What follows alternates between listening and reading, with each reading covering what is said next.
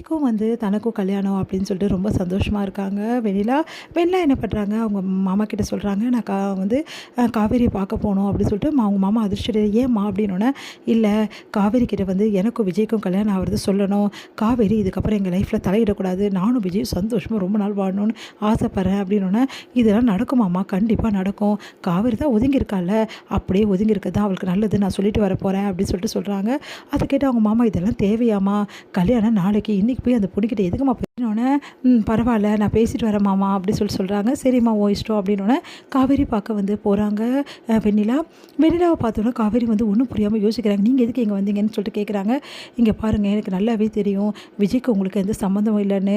நீங்கள் 2 பேரும் agreement marriage பண்ண விஷயமும் எனக்கு தெரியும். ஆனால் எல்லாம் தெரிஞ்சு ஏன் நான் வந்திருக்கேன்னா, எனக்கும் விஜய்க்கும் கல்யாணம் ஆக போகுது." அப்படின்றாங்க. அதை கேட்டு அதிர்ச்சி அடைகிறாங்க காவேரி. "நீங்கள் என்ன சொல்கிறீங்க?" அப்படின்னோடனே, "ஆமாம், எனக்கும் விஜய்க்கும் கல்யாணம் ஆக போகுது. எங்கள் வாழ்க்கையை மீட்டு அங்கே தொடங்க போகிறோம். நீங்கள் ஒதுங்கி போனதாகவே இருக்கணும். இதுக்கப்புறம் எங்கள் வாழ்க்கையில் நீங்கள் தலையிடக்கூடாது. அதுக்கு தான் நான் பேச வந்திருக்கேன்." அப்படின்றாங்க. அதை கேட்டு காவேரிக்கு மயக்கமே வருது. ஒன்றுமே புரியல. "நீங்கள் என்ன உளறிட்டு இருக்கீங்க?" அப்படின்றாங்க. "நான் உளரலங்க, உண்மையை தான் சொல்லிகிட்ருக்கேன். நீங்கள் எதுக்காக வீட்டை விட்டு போனீங்கன்னு எனக்கு நல்லாவே தெரியும்.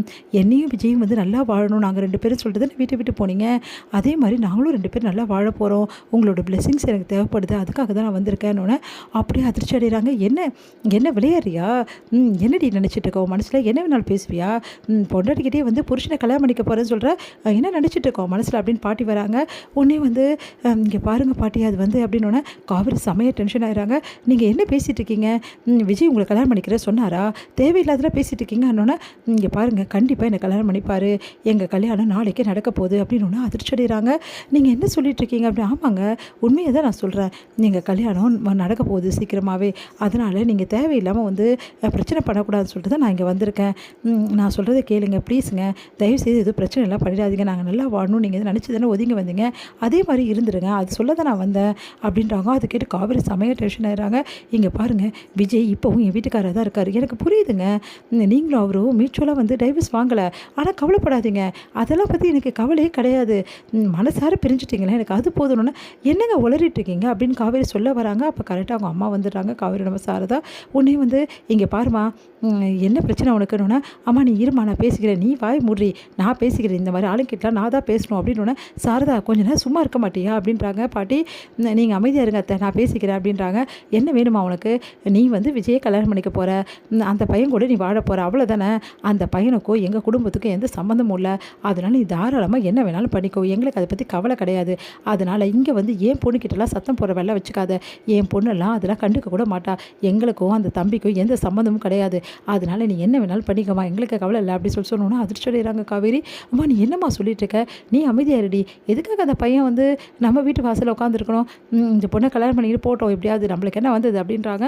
அது கேட்டு, "சாரதா, நீ பண்ணுறது கொஞ்சமாவது நல்லா இருக்கா? உன் பொண்ணோட வாழ்க்கை நீயே கெடுக்க பார்க்குற. நான் இன்றைக்கி தான் ஒரு நல்ல முடிவு எடுத்திருக்கேன்." அப்படின்னு சொல்லிட்டு சாரதா போகிறாங்க. அதை கேட்டு ரொம்ப சந்தோஷமாக அடைகிறாங்க வெண்ணிலா. உடனே வெள்ளாவை பார்த்து காவேரி சொல்கிறாங்க, "இங்கே பாருங்கள், நீங்கள் ரொம்ப தப்பான முடிவு எடுத்துகிட்டு இருக்கீங்க. எங்கள் அம்மா என்ன சொல்கிறாங்கன்னு வச்சுட்டு உங்கள் விஷயத்துக்கு பண்ணிட்டு இருக்காதீங்கன்னா, எனக்கு புரிஞ்சு போச்சுங்க.